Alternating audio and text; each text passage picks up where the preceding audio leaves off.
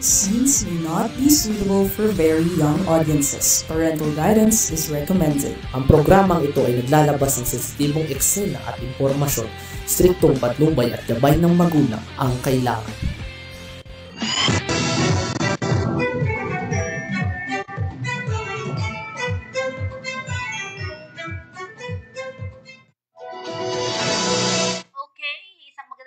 Araw po sa atin lahat mga kakampi. Dito naman po tayo sa ating balitang halian. Ngayong araw ng Martes. Martes, no? Kala ako kahapon ang Tuesday. Okay, para sa ating mga balita ngayong araw na ano bang inaasahan nating mga balita? Tingnan natin kung ano yung mga ulo ng balita ang ibinigay sa atin ng ating research. Dami kasing balita po ngayon eh. Yan. Sa ulo ng ating mga balita, taps, gagaan ang commute, ang commute mo sa MRT3 with GCash. DPWH official bagman ng malalaking kontratista. DPWH, naku po, matagal na yan. Pangulong Marcos sa mga Pinoy, gayahin ang bayani sa bansa. Senator Erwin, sabi niya, contractors sa Ghost Project, DPWH, official at ilang politiko, kasuhan. 12 pulis sibak sa namatay na suspect. 2 Chinese na nagpanggap na carnap victims, steamboat. Ilang pang toll lane sa North Luzon Express, isasara. Suspect sa pamamaril sa Police Maynila, arestado. Yan po ang ating mga aabangan sa araw na ito para sa ating mga balita. At syempre sa balitang halian, tingnan natin ang ating kakalsadahan. Kalsada. Ayan, sa Mapulong merong nasirang sasakyan, no? Totoo yung ganyan eh, yan, sa may Mapulang Lupa. Naku, kuya, 2.5 yan. Sa iba naman, sa San Fernando, medyo malabo, palagay ko ay may konting ulan-bun. Ibig sabihin ito, medyo hindi pa sumisikat ng maigi ang haring araw. Ito din sa Bukawi, sa may Kawayan, medyo okay. Balintawak talaga. Ang ganda. Mindanao Toll Plaza, medyo maliwanag naman ang kaunti kaysa sa San Fernando. So, of course, ingat-ingat po tayo sa pagbibiyahe. Ingat mga kakampi. Ingat-ingat po tayo. Kasi alam niyo naman ngayon, panahon ng tag-ulan talaga. At mga bagyo. Speaking of bagyo, tingnan nga natin ang ating ulat panahon.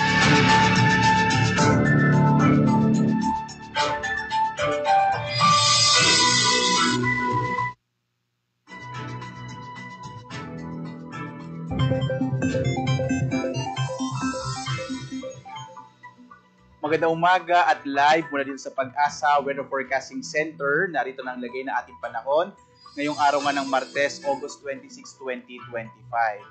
At sa ating pong latest satellite images, patuloy pa nating minomonitor yung low pressure area na huling namataan malapit po sa may katubigan ng Paracales sa Camarines Norte. Sa ngayon, hindi pa rin naman natin inaalis yung posibilidad na ito ay maging bagyo, bagamat medyo bumababa na po yung posibilidad na iyon, lalo't malapit na ito sa kalupaan ng ating bansa. Kung sakali man na maging bagyo ito, posible po within the day lamang po ito at eventually ay maghihinan or ito ay magdi-dissipate na rin habang kumikilos pa hilagang kanluran. At ito ang magdadala pa rin, itong low pressure area pa rin ang magdadala ng mga pag-ulan, partikular na nga sa malaking bahagi ng silangang bahagi ng Luzon, particular na sa may area ng Bicol Region, gayon din sa may area po ng Quezon, Aurora, Rizal, kasama din ang ilang bahagi po ng Mimaropa. Samantala, inaasahan pa rin natin yung mga pag-ulan na dulot ng southwest monsoon o habagat, particular na sa may area naman ng Palawan at gayon din dito sa may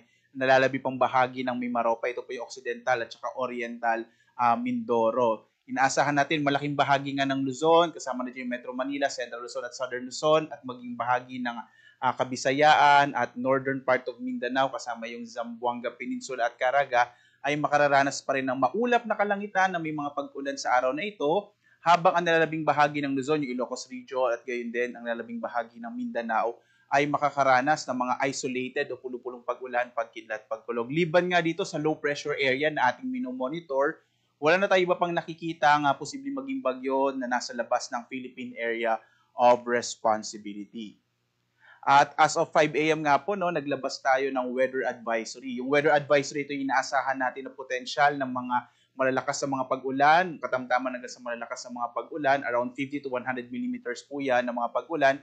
Partikular na mapapansin nyo ito sa mga lalawigan sa may silangang bahagi ng Luzon. Partikular na itong Bicol Region, yung mga lalawigan ng Camarines Norte, Catanduanes, Camarines Sur, Albay, Sorsogon at Masbate.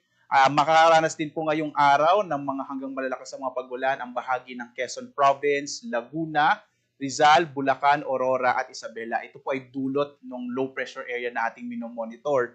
Habang ang hangin habagat ay magdadala rin ng hanggang malalakas sa mga pag-ulan ngayong araw sa bahagi ng Palawan, Antique at Occidental Mindoro. So mga kababayan, sa mga nabanggit po na lugar na ito, mag-ingat sa mga potensyal, sa mga posibilidad ng mga biglang pagbaha o mga flash floods at pagguho ng lupa or landslides.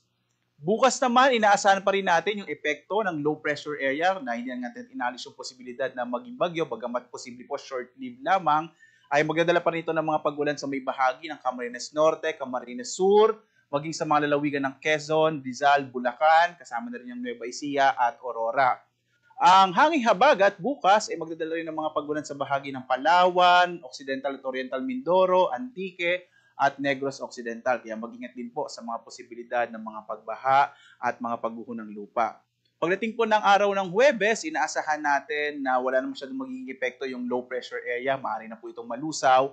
Habang ang hanging habagat pa rin ang magdadala ng mga pag-ulan naman sa Palawan at Occidental Mindoro. So sa mga kababayan po natin sa Palawan at Occidental Mindoro, inaasahan natin the next 2 to 3 days, magpapatuloy yung hanggang malalakas sa mga pag-ulan na dulot ng habagat. Kaya mag-ingat po, lalong-lalo na nga sa potensyal ng mga pagbaha.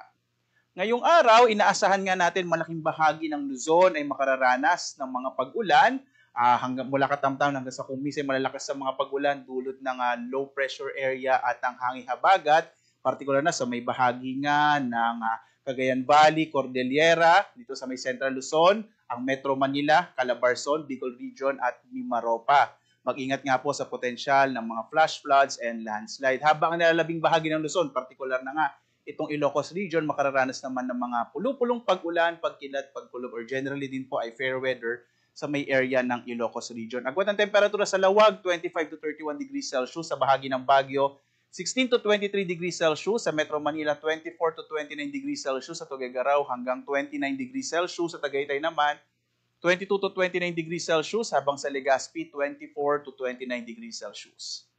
Dito naman sa Palawan, Visayas at Mindanao, inaasahan natin malaki din yung tsansa ng mga pag-ulan sa may bahagi ng Palawan dulot ng hanging habagat. Agwat ang temperatura sa Calayan Islands, 24 to 30 degrees Celsius, habang dito sa may Puerto Princesa, nasa 25 to 31 degrees Celsius. Malaking bahagi din ng Kabisayaan ay makararanas sa mga pag-ulan dulot ng low pressure area at ng hanging habagat. At ang agwat po ng temperatura sa Iloilo, 24 to 30 degrees Celsius. Sa Cebu naman, 26 to 31 degrees Celsius. Habang sa Tacloban, 24 to 31 degrees Celsius. Ang mga rehiyon naman dito sa may Mindanao, partikular na nga itong Zamboanga Peninsula, Barm, kasama ang Northern Mindanao at Caraga ay makararanas din ng mas malaking tsansa ng mga pag-ulan sa araw na ito. Habang ang nilalabing bahagi ng Mindanao, yung Davao Region, kasama yung Soxargen ay makararanas ng mga isolated rain showers and thunderstorms lalo na sa hapon hanggang sa gabi. Agwat nga ng temperatura sa Zamboanga ay 23 to 32 degrees Celsius, sa Cagayan de Oro naman 23 to 31 degrees Celsius, habang sa Davao 25 to 30 degrees Celsius. Samantala, sa lagay po ng ating karagatan, wala tayong nakataas na gale warning, kaya maaari naman pumalaot yung mga sasakyang pandagat at mga bangka sa mga baybayin ng ating bansa. Sa may area po ng Luzon, katamtaman yung mga magiging pag-alo ng karagatan, habang sa nalabing bahagi ng ating bansa, Banayad, hanggang sa katamtaman yung magiging pag-alon. Sa bantala po, mag-ingat pa rin kapag may mga thunderstorms na kung minsan nagpapalakas ng alon ng ating karagatan. At narito po yung ating weather outlook po sa mga susunod na araw hanggang araw ng Sabado. Patuloy at inaasahan na magdadala ng mga pag-ulan itong low pressure area at southwest monsoon bukas. Partikular na nga kasama yung Metro Manila, Central Luzon, Southern Luzon, malaking bahagi ng Kabisayan at western section ng Mindanao. Pagdating po ng araw ng Huwebes hanggang Biyernes, medyo mababawasan na po yung mga pag-ulan na mararanasan sa bansa. Partikular na po yung Kabisayan, mababawasan na yung mga pag-ulan. Asahan na lamang yung mga pag-ulan sa Metro Manila, Central Luzon, Southern Luzon at ilang bahagi ng Kabisayaan. Pagdating ng araw ng Sabado, inaasahan natin yung mga pag-ulan dito na lang sa may kanlurang bahagi ng Central and Southern Luzon at maging sa may Western Visayas. Muli po, inaasahan pa rin natin yung mga pag-ulan lalo na sa may kanlurang bahagi ng ating bansa. Kaya mag-ingat sa mga posibilidad ng flash floods and landslides. Ang araw naman natin ay sisikat mamayang 5:44 na umaga at lulubog, ganap na 6:12 ng gabi. At sundan pa rin tayo sa ating iba't ibang mga social media platforms, sa X, sa Facebook, at sa ating YouTube, at sa ating websites, pag-asa.gov.ph at maging sa panahon.gov.ph. Dito nyo po makikita yung mga ilalabas po natin o ini-issue ng mga thunderstorm advisories, rainfall informations, general flood advisories, at mga heavy rainfall warning sa buong bansa. At live na nagbibigay update mula dito sa Pag-asa Weather Forecasting Center. Ako naman si Obet Badrina. Maghanda po tayo lagi para sa ligtas na Pilipinas. Maraming salamat po. Magandang umaga. Blessed Tuesday sa inyong lahat.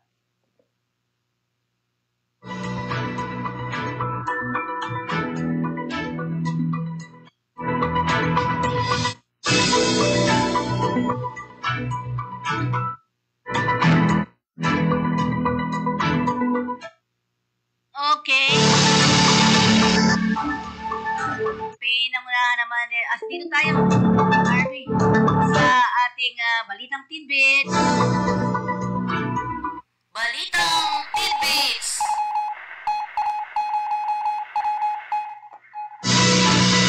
Pinamunahan ni District Collector Alexander Gerald E. Albiar ang pagdaraos ng Division Head Meeting ng Bureau of Customs, Port of Manila. Umalo sa naturang pulong ang mga hepe ng Port Division, Support Office at Sub-Port Collector. Sa naturang pulong ay kinilala ni Albiar ang pagsisikap ng Port of Manila para sa kanilang outstanding collection performance sa nagdaang buwan. Ayon kay Alvia, dahil sa dedikasyon at pagsisikap ng mga opisyal ay nahigitan ng Port of Manila ang kanilang revenue target. Sa naturang pulong, tinalakay ang mga update sa collection, performance, port operation, at iba pang vital administrative at operational concern. Malugod na tinanggap ni Senador Alan Peter Cayetano ang pagsasabatas ng Konektadong Pinoy Act, isang makasaysayang hakbang na magtitiyak na maasahan, abot kaya at accessible ang internet sa buong Pilipinas. Sa isang pahayag inilabas itong linggo kung kailan nag-lapse into law ang batas na ito, binigyan diin ni Cayetano ang papel ng Konektadong Pinoy sa modernisasyon ng digital infrastructure ng bansa. Bukod sa mga concerned citizen, nagsumbong na rin kay Pangulong Ferdinand Marcos Jr. ang mga local government unit kaugnay sa mga palpak na government projects. Ito ay matapos na ibigay ni Baguio City Mayor Benjamin Magalong sa Pangulo ang isang folder ng mga dokumento sa kanyang pag-iinspeksyon sa dalawang palpak na government project sa Tuba, Benguet nitong linggo. Itinaas ni Senador Riza Ontiveros itong Lunes ang National Security Alarm at kasunod ng pagkahuli sa negosyanteng si Joseph C., isang Filipino-Chinese executive na umano'y nagpapanggap bilang isang mamayang Pilipino na isiniwalat na nagawa niyang sumali sa Philippine Coast Guard Auxiliary. Si C na namuno sa mining company ng Global Ferro-Nickel Holding Incorporated ay pinigil kamakailan sa Bureau of Immigration dahil sa hawak nitong mapanlinglang ng mga Philippine identity documents. Samantalang karamihan umano ng mga Pinoy ay walang tiwala sa China at nakikita na ang naturang bansa bilang pinakamatinding banta sa Pilipinas. Ito ang lumitaw sa pinakahuling tugon ng masa survey na isinagawa ng Octa Research itong Hulyo 12 hanggang 17 ng taong kasalukuyan at ang resulta ay inilabas nitong Lunes. Base sa survey, nasa 85% ng mga adult Pinoy patuloy na walang tiwala sa China, habang nasa 15% lamang ang nagsasabing dapat na magtiwala ang Pilipinas sa naturang bansa.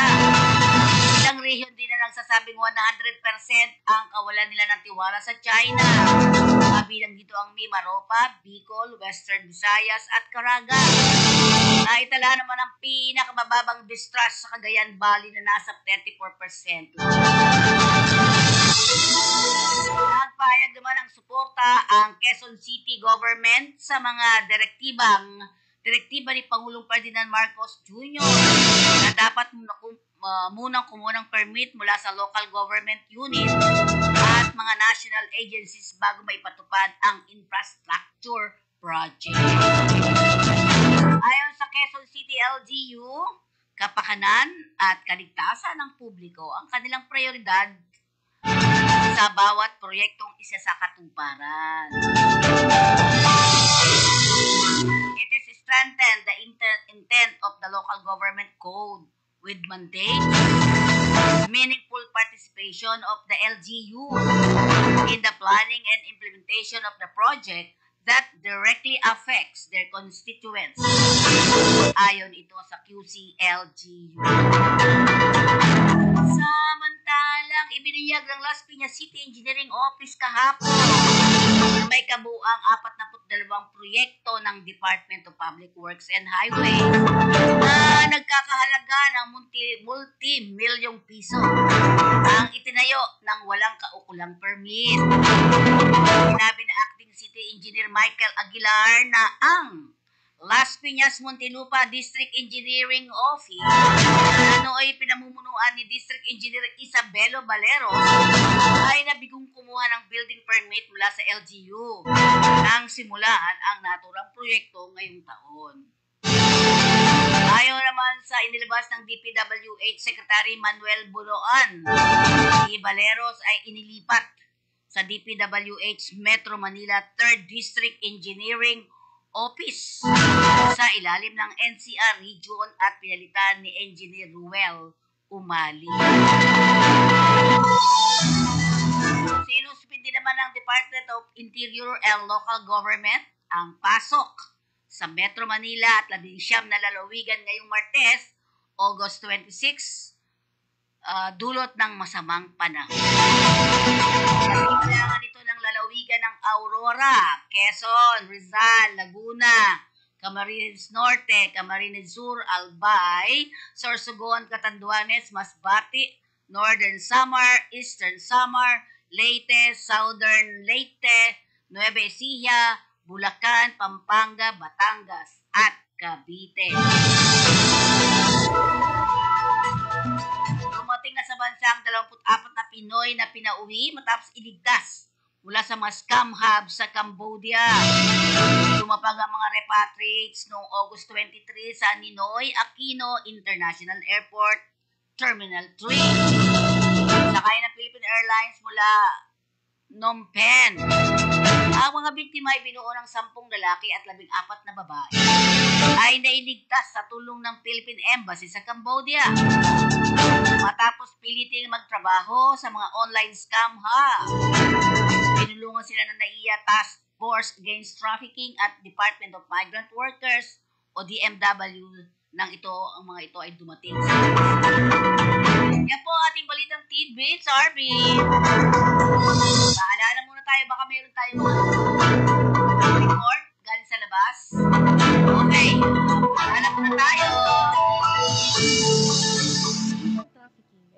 makabagong paraan ng pang-aalipin. Ito ay paglabag sa dignidad ng tao. Ito ay isang krimen. Ang human trafficking ay ang pagkuha at paglilipat ng tao sa pamamagitan ng dahas at panglilinlang upang pagsamantalahan sa paraang prostitusyon, pornografiya at iba pang uri ng sexual na pananamantala, pang-aalipin o sapilitang paninilbihan, mail order bride o pag-aalok ng kasal sa isang dayuhan at ng Pilipina na may kapalit na bayad, pagtanggal at pagbebenta ng mga bahagi ng katawan, pagkuha at paggamit ng bata para sa iligal na gawain, kabilang ang pagsali sa mga armadong pakikibaka o pag-aampon ng bata upang sila ay pagsamantalahan. Sama-sama nating labanan ng human trafficking. Laban kontra human trafficking ay laban nating lahat. Tumawag o mag-text sa 1343 Action Line o dumulog sa anumang ahensyang miyembro ng Interagency Council Against Trafficking.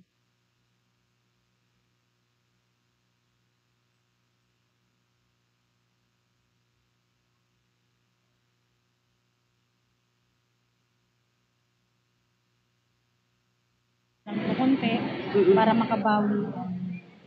Salamat at kami nabigyan uli ng chance na magbigay ng aming alay na dugong alay, dugong buhay na sinasabi natin. At actually, nakakatulong naman dito sa ating kalusugan. So, okay lang po. Maganda naman yung condition natin, kaya pwede tayong magbigay ng So, ilan taon ka na, ma'am? 55 years old. Oh, ang lakas pulagay ko, hindi ka umiinom ng mga kung ano-anong gamot, kaya pwede. Wala ka sa no? Natural and holistic. Oo. Pero ma'am, anong pakiramdam? Ang pakiramdam po ng... Parang happy ka ba sa pagbibigay ng dugo? Siyempre, more than happy po kasi bilang battalion commander, kailangan ako po yung mangunguna, i-lead ko yung aking mga kasamahan sa battalion para magbigay ulit ng ganitong alay sa ating kapwa. At siyempre po, ito ay nakalinya po ito sa participation natin sa nationwide donation ng blood clotting na activity po ng ating reserve plan. So,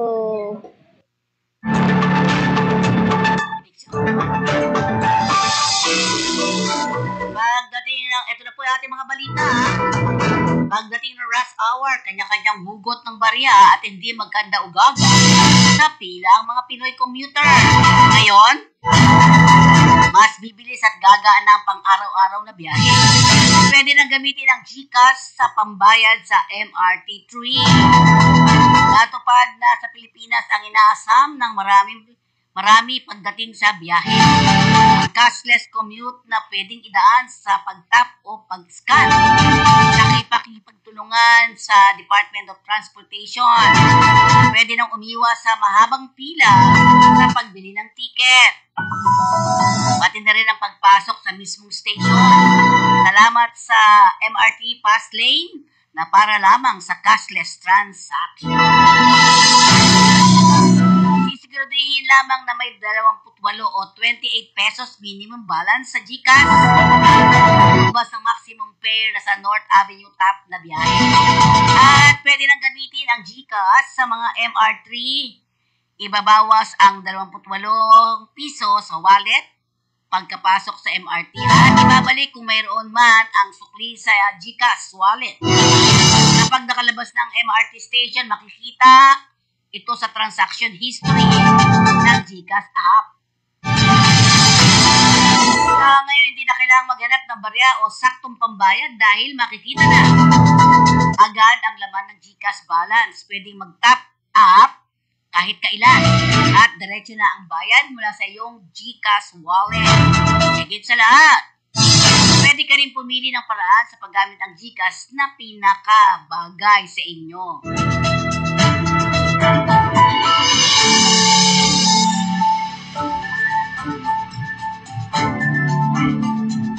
Okay, RB.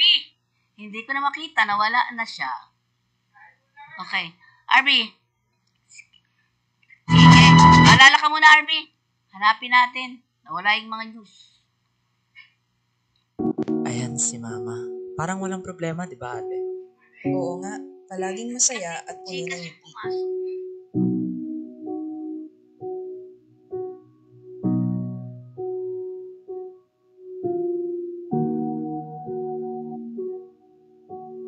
Pero ang hindi nila alam, Ay handa siyang gawin ng lahat.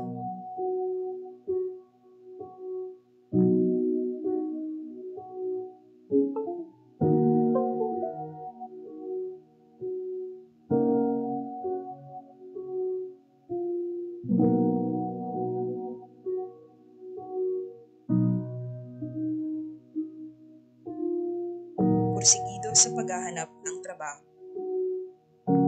Kahit lumapit sa patalim.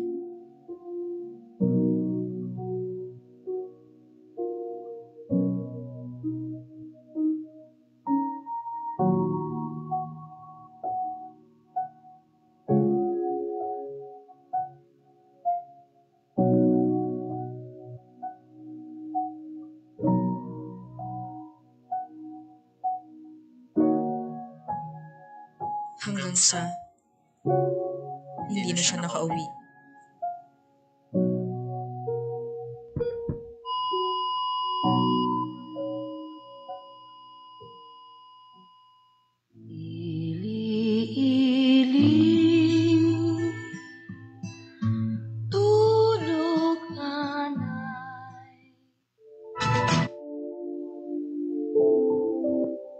Walang sino man ang may karapatan sa iyong katawan, sapagkat ito ang iyong kayamanan. Babae ka, hindi alipin ni numan. Human trafficking ay labanan.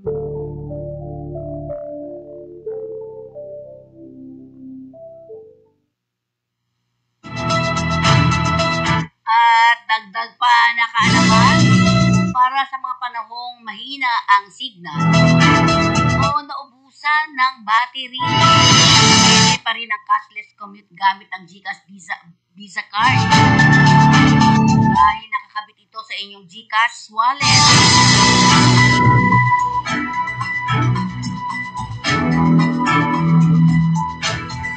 Wala nang abalang pumila para sa load at kaya nga itong gamitin hindi lang sa MRT3 kundi pati na rin sa milyong online at offline store.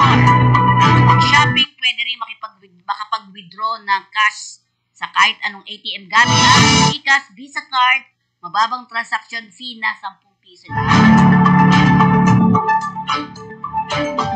Ang nabigong pagtangka ng District Engineer ng Department of Public Works and Highway na suhulan si Representative Leandro Lebiste ay maaaring indikasyon na ang opisyal na DPWH ay naging legmen at bagmen na malalakas na kontratista at ang mga funders o mambabatas isingit ng pondo sa pambansang budget para sa proyekto. Iyan ay ayon kay Pampilo Ping Lacson, ating senator.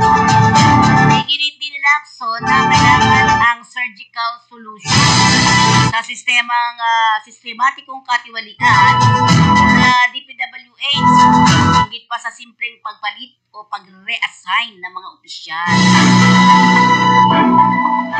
Dagdag pa ni Senator Lacson, DPWH sa Batangas First District Engineer Abelardo Calalo is far from being a big fish.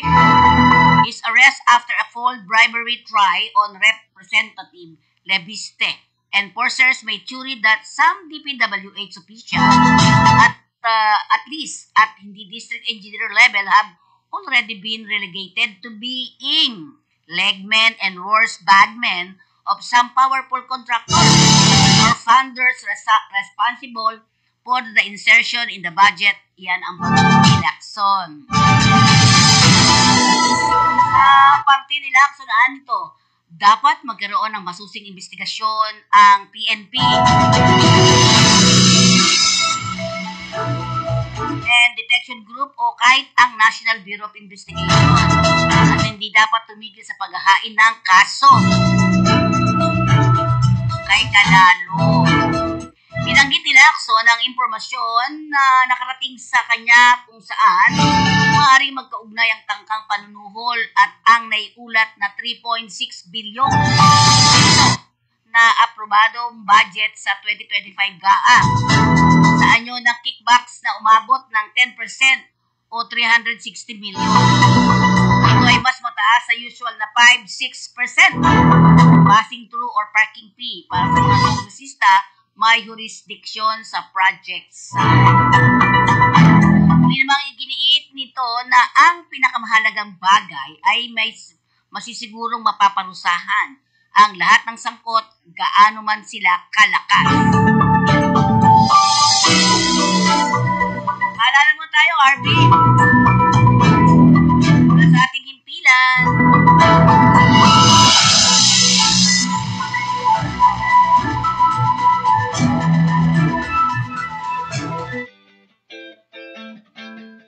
Kumusta?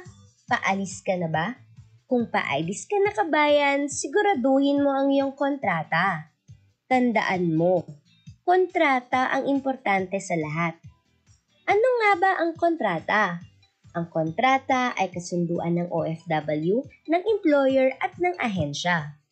Ito ay pinipirmahan ng OFW at ng legal na kinatawan ng ahensya bilang patunay na sila ay nagkakasundo sa nakasaad sa kontrata na may kinalaman sa pagtatrabaho ng OFW sa magiging employer nito.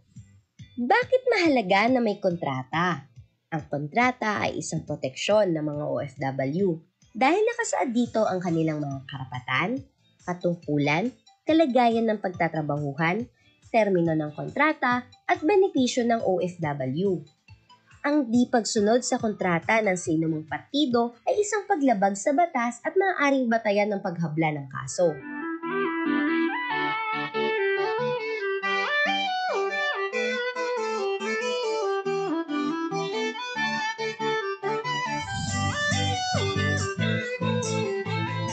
O ano kabayan? Handa ka na ba? Huwag kalimutan ang iyong kontrata ha! Ingat!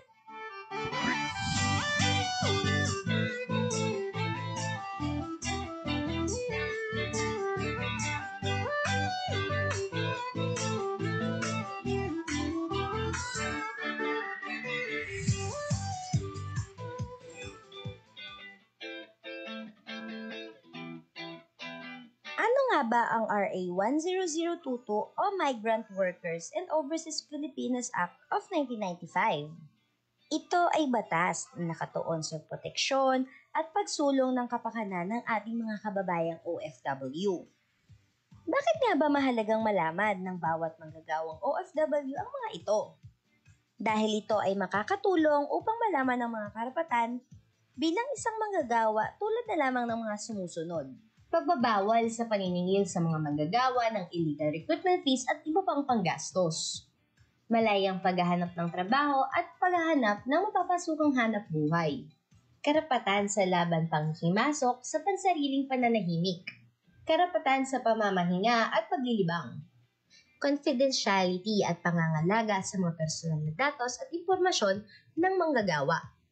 Alamin ang iyong bansang pupuntahan at pagtatrabahuhan. Karapatan sa diskriminasyon, malayang pagpupulong at pagsama-sama. Kaya kung ikaw ay may katanungan at nais na ireklamo tungkol sa iyong karapatan, maaaring dumulog sa tanggapan ng ahensya sa mga sumusunod.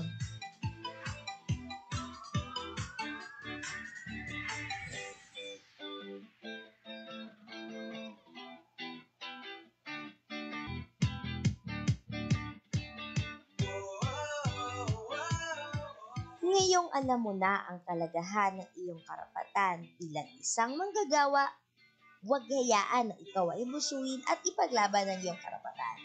Ingat kabayan!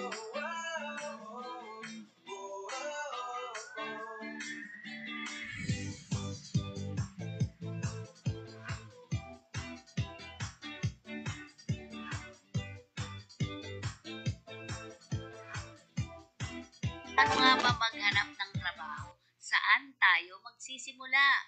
Una, mga job fairs. Diyan, pwede tayo. Ang mga job fair ay mga event kung saan maraming kumpanya ang nagsasama-sama upang mag-alok ng trabaho. Magandang pagkakataon ito para personal na makausap ang mga potensyal employer at direktang mag-apply ng trabaho.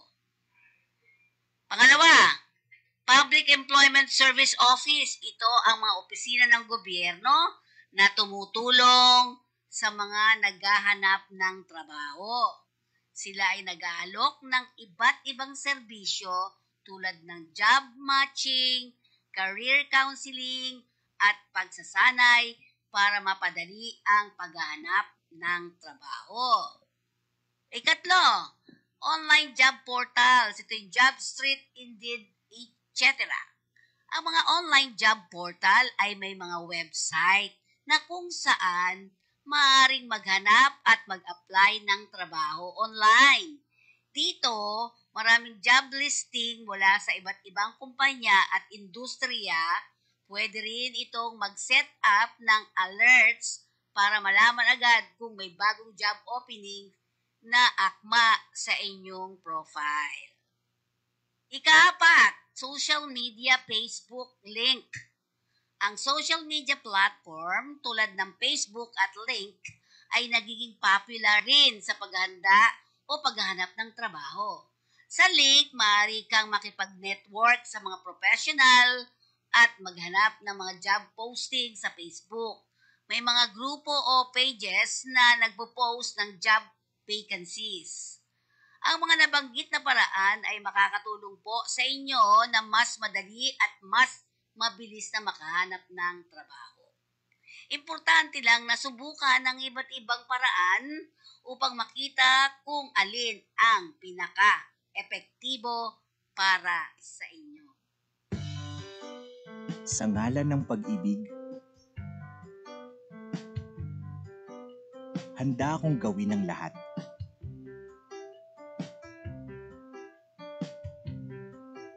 Handa akong ibigay ang lahat. Mapadama lang ang tunay na pag-ibig sa'yo. Kaya sa ngalan ng pag-ibig, tutuparin ko ang ating pangarap.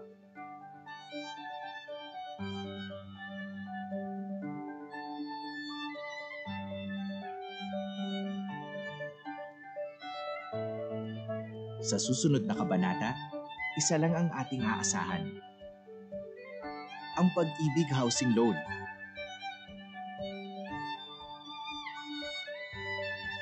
Ano man ang ating pangangailangan,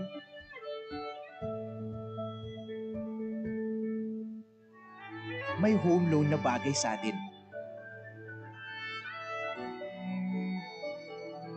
Simple man o grande ang dream home natin, posible dahil sa kanilang lowest rates.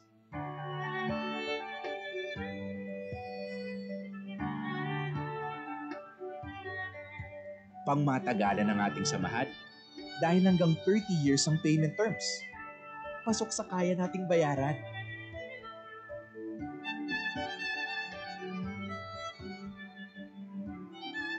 Para sa'yo, para sa akin, para sa pangarap natin. Lahat gagawin, lahat tatahakin. Sa ngalan ng pag-ibig, walang imposibleng pangarap.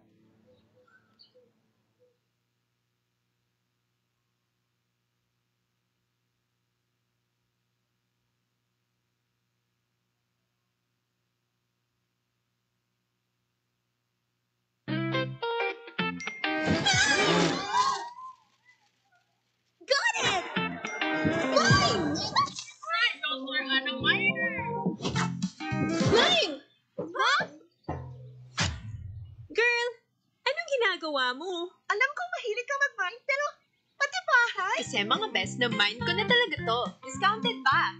Paano? Pag-ibig acquired assets lang yan. Ito depende sa property at type ng transaction. Pwede ka makakuha from 10% up to 45% na discount. Pwede kong bayaran through cash or home loan. Mag-register online to get your buyer's ID para makapag-bid. Huwag na kayo magpahuli at baka maunahan pa kayo. Mag-mine na para maging yours na ang forever home mo by visiting the Pag-ibig Fund website. Mapapamine ka talaga. Magkapag-bid na nga rin. Mine! Yours talaga. Eh, jowa mo yan eh. Sinasabi ko lang na mine eh. Pag-ibig Fund, solid ka ba?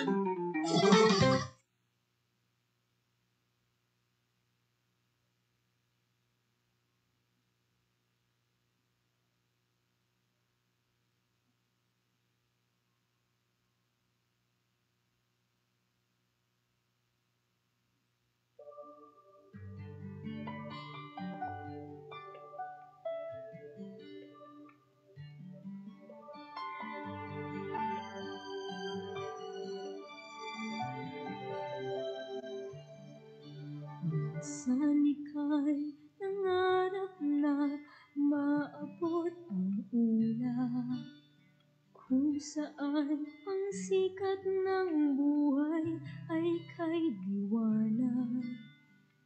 Nagpaalam ka, tanging baon ay pag-asa, nangakong pagbalik, dala'y ligaya.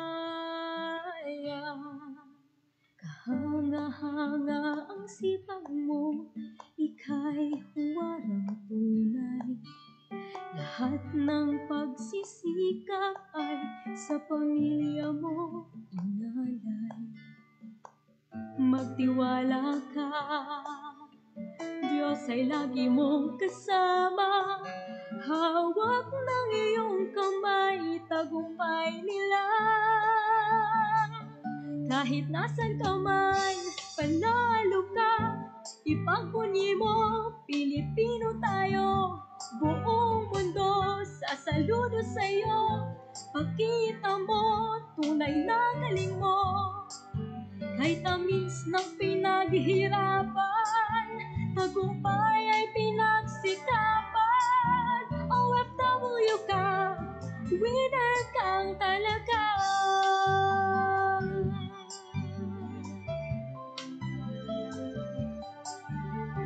Walang sinayang na sandali para sa kinabukasan.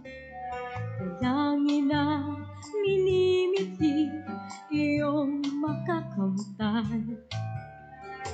Hindi mabibigo, pangarap ay darating at di nalilisan pa sa ating piling. Kahit nasan ka man, panalo ka. Ipagpunyi mo, Pilipino tayo. Buong mundo sasaludo sa'yo. Pakita mo, tunay na. Okay, at syempre mga kabayan, balik ulit tayo kasi po kanina may dumalaw sa atin na OFW. Medyo kailangan ng tulong. Okay, RB, nasan ba ako? Wala akong sounds din niya. RB, lagyan mo sounds. Okay, samantala hinikayat ni Pangulong Ferdinand Marcos Jr. ang mga Pilipino. Kaya sabi kanina, nagayahin daw ang mga bayani sa bansa. Ay, tapos na ako doon ano. Ayan. Samantala, nais ni Senate Blue Ribbon Committee Vice Chairman Erwin Tulfo na kasuhan na ang Department of Justice, ang mga kontraktor at opisyales ng DPWH, pati ang ilang politiko na nagsabwatan sa GOS at substandard flood control project. Sa isang panayam, sinabi ni Senator Tulfo na trilyong pisong pera ng taong bayan ang ninakaw nila, kaya't nararapat lamang sana sila ay panagutin sa lahat. Bukod sa panagutin, soli yung pera.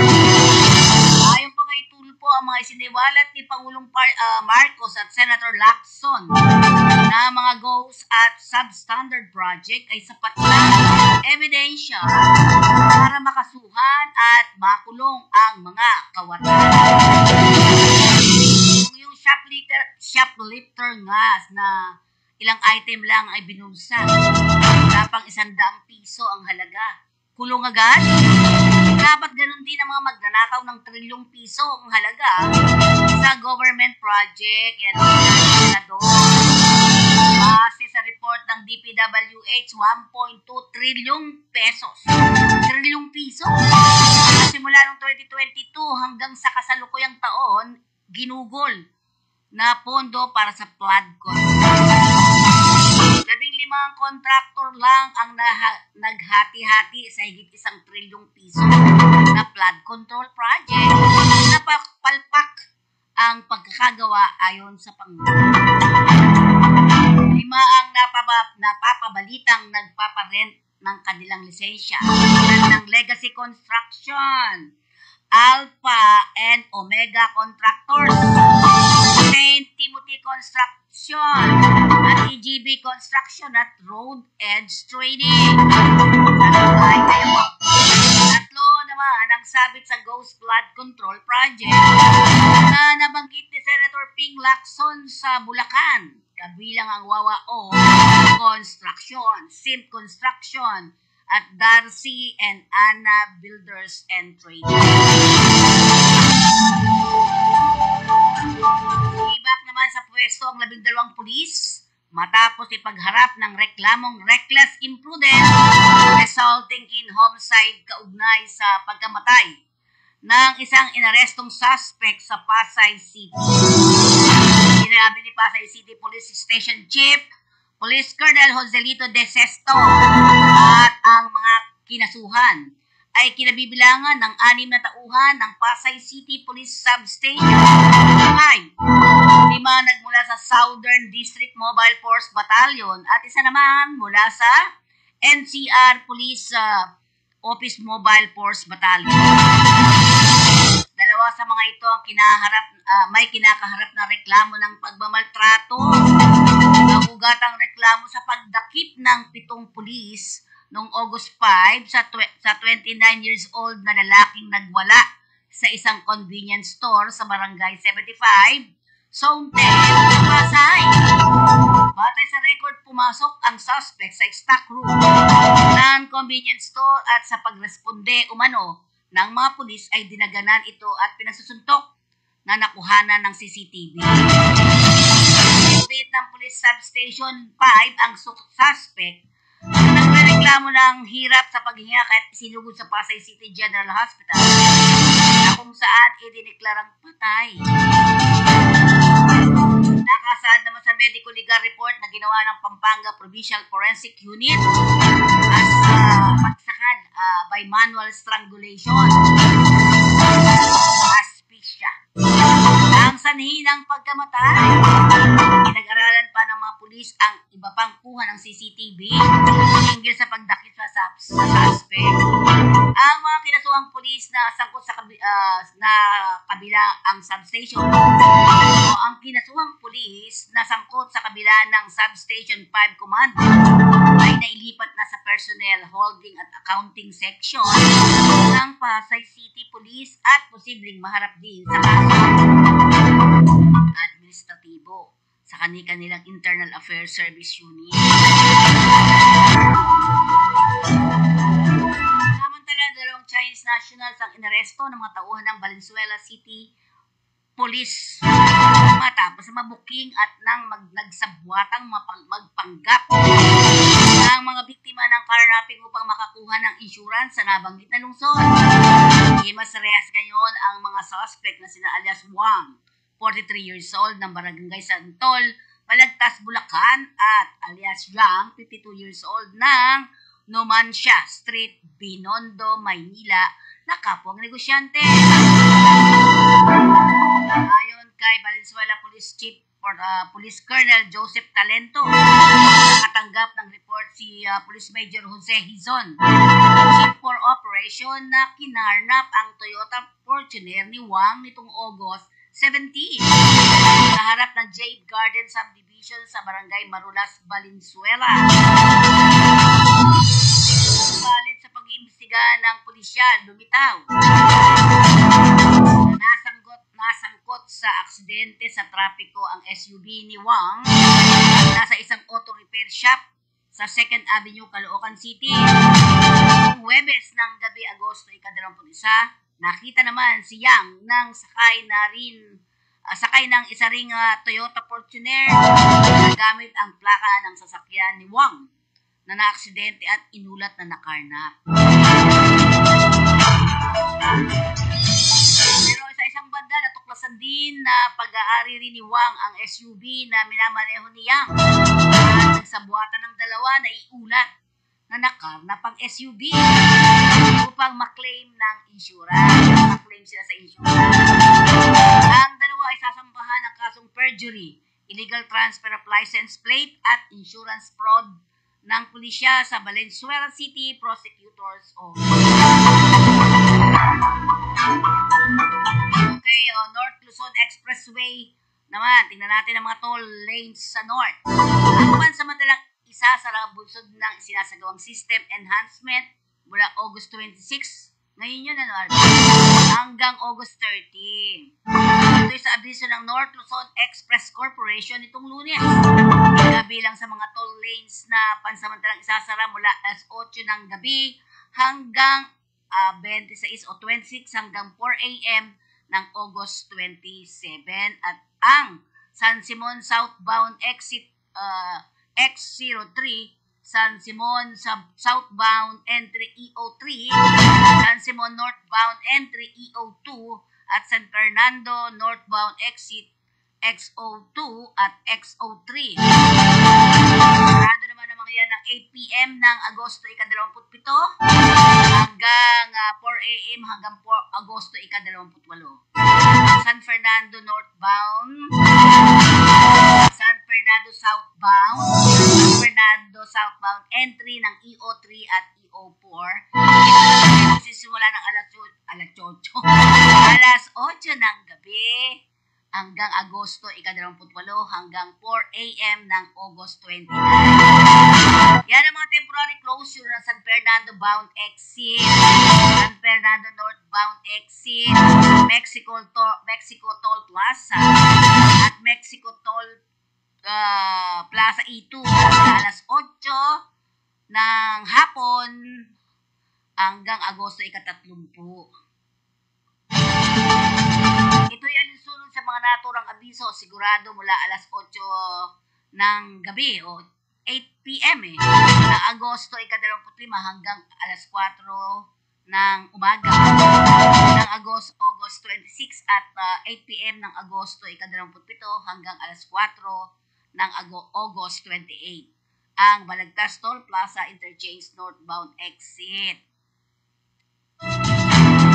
Nadakip naman ang mga tauhan ng Pasay City Police sa isinagawang follow-up operation sa Cavite. Ang isa sa riding in tandem na suspect na sa pagpatay sa isang pulis Maynila Sabado ng gabi sa Pasay.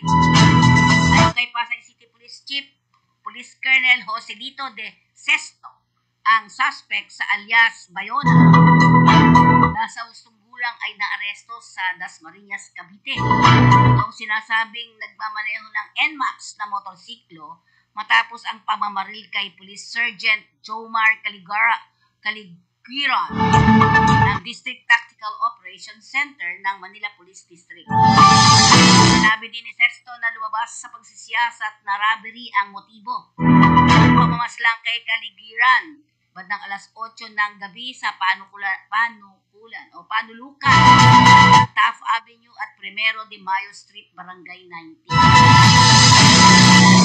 Gumano ang biktima ng tangkaying hablutin ng gunman ang suot na kwintas ng biktima. Kaya siya pinagbabaril ng suspect. Nakaganti pa ng putok ang pulis subalit mabilis nang nakatakas. Habang dalawang lalaki rin ang tinamaan ng ligaw na bala, parehong nasa maayos na kalagayan na sa paggamutan. Dahil dito, posibleng ang mga suspect din ang bumaril at malubhang nakasugat ng intelligence officer ng PNP Highway Patrol Group noong August 1 sa Makati City na kung saan tinangay nila ang kwintas, cellphone at service firearms ng naturang pulis. Yan po ang ating mga ulat sa araw na ito. Sa ating balitang halian. RTBM ba tayo, RB?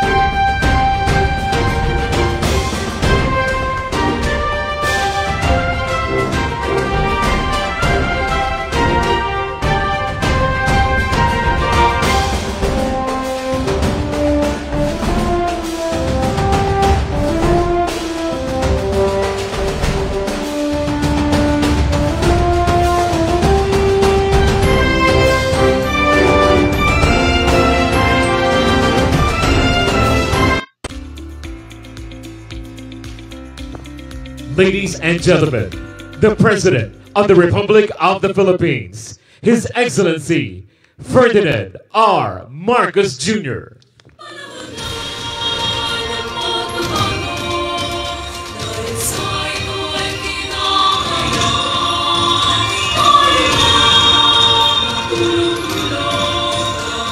We may now be seated. Now, to set the stage and officially open tonight's ceremony, may we call on the chairperson of the World Skills ASEAN Manila 2025 National Organizing Committee and Director General of the Technical Education and Skills Development Authority, Secretary Jose Francisco Kiko B. Benitez.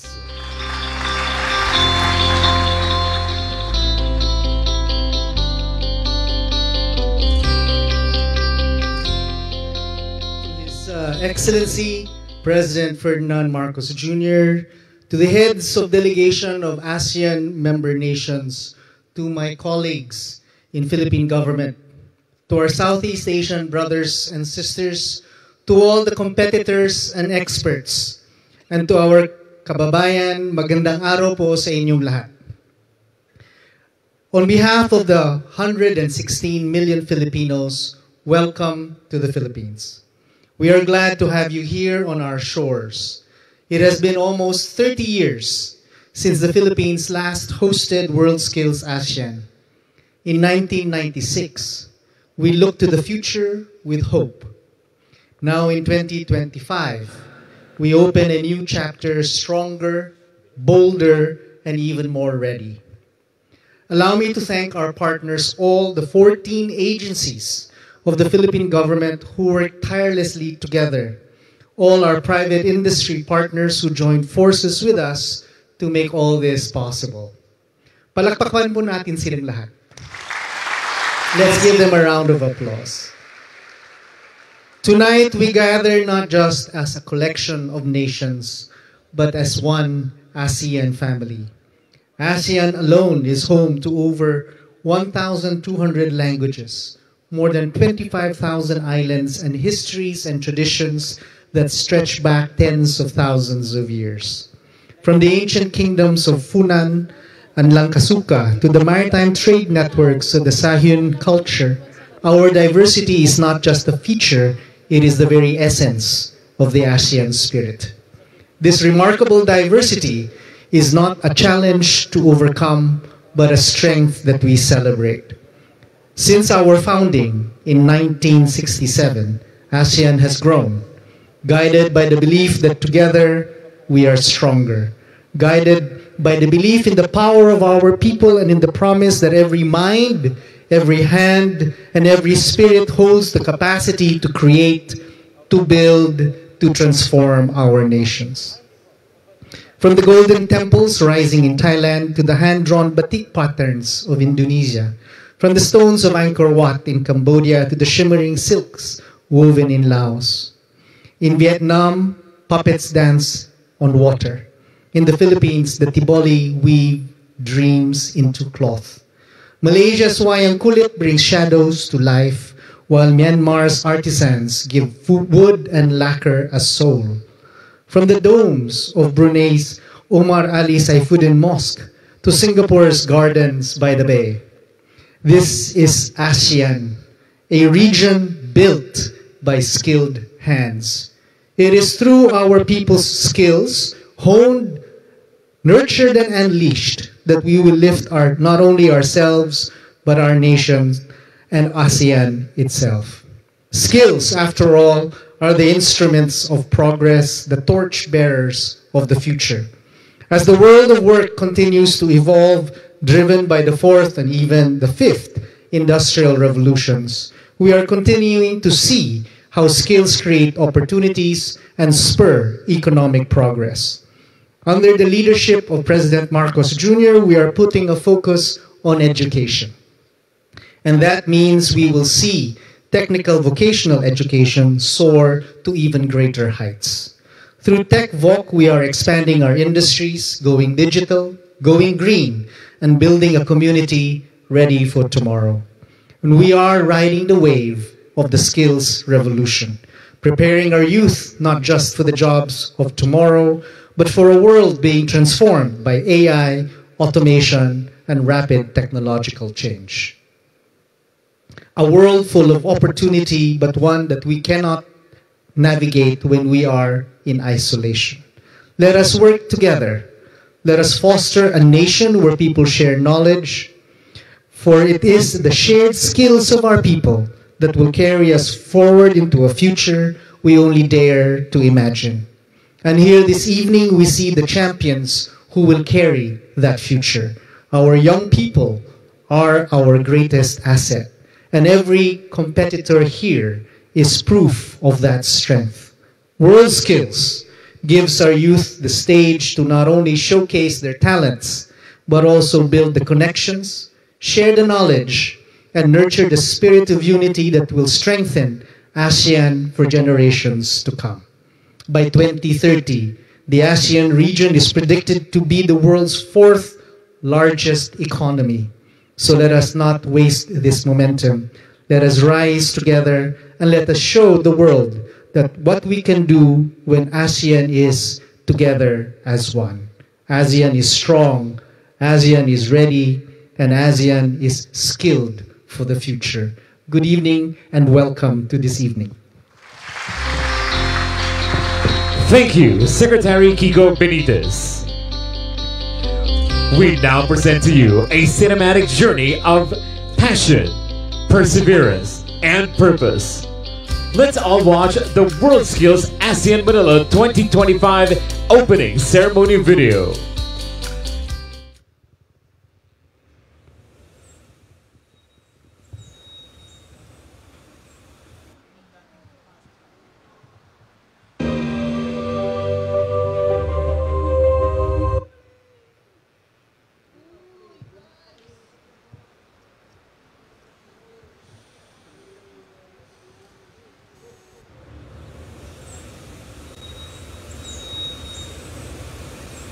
In every ASEAN country, before the sun rises, someone is already chasing a dream.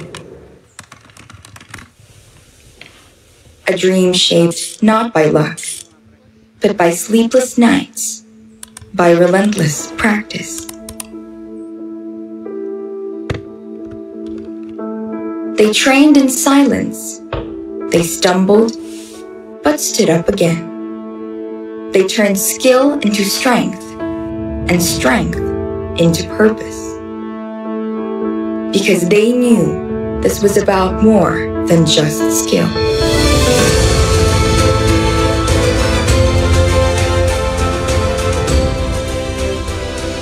They carry with them their nation's pride.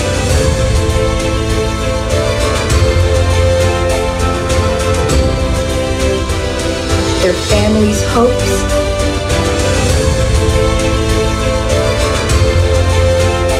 and the fire of a generation.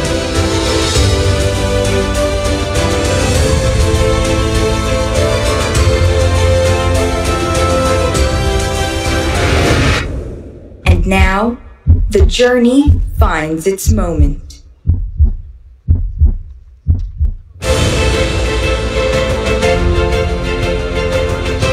The doors are open. The stage is set for the Olympics of Skills.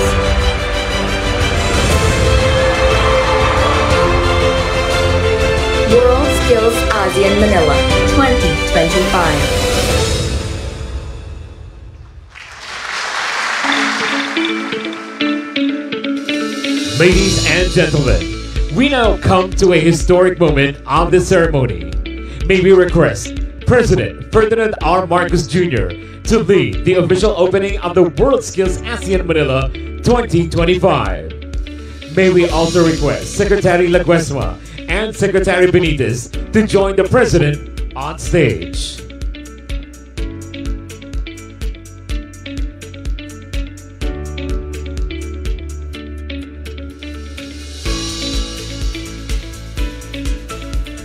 And now, the moment we have all been waiting for. may we request the President to place his hand on the block.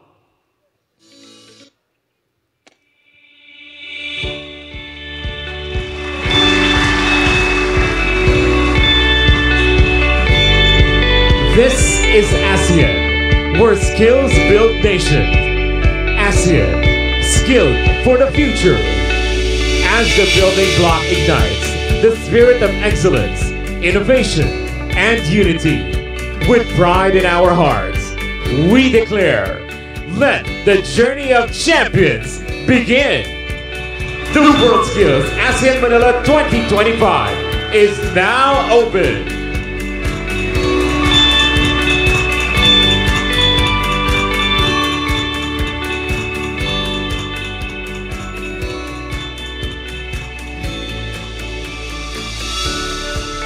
May we now call on the Secretary Bienvenido E. Leguesma to introduce our guest of honor and keynote speaker. Ladies and gentlemen, the President of the Republic of the Philippines, His Excellency Ferdinand R. Marcos Jr.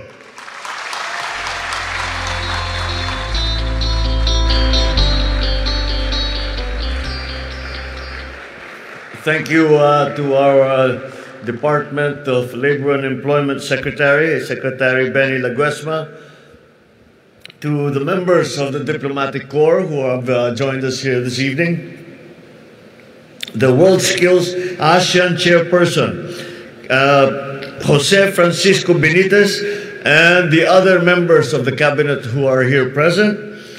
Members, oh, please take your seats. I'm sorry. Members of the House of Representatives, our proverbial host, Pasay City Mayor Imelda Calixto Rubiano, the participants of the WorldSkills ASEAN 2025, my fellow workers in government, distinguished guests, ladies and gentlemen, good evening. As members of ASEAN, our greatest strength comes from the talent and dedication of our people. Their determination to learn, their passion to create, and the hunger to strive for excellence drives our progress. Today, we see these values come alive in the 14th WorldSkills ASEAN competition. It is with great pride and joy that I welcome you all here to Manila.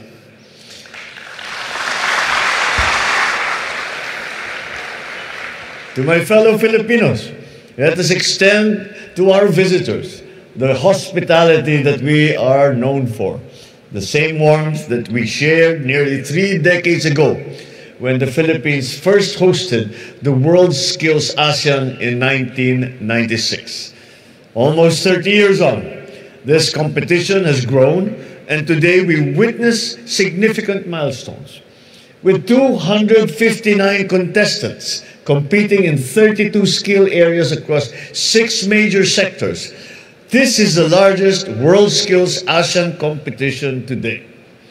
We are also honored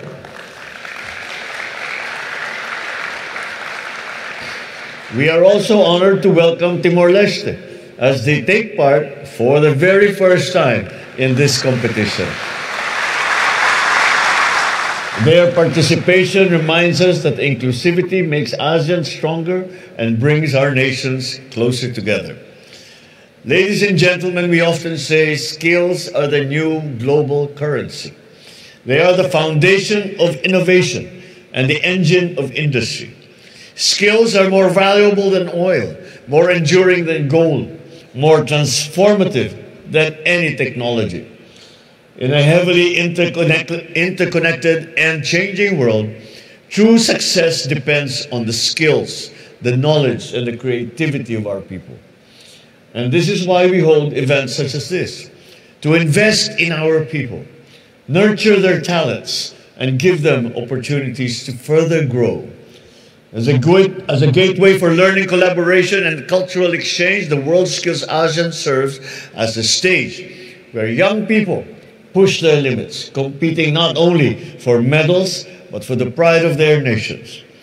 For our participants, the rewards go far beyond gold, silver, or bronze.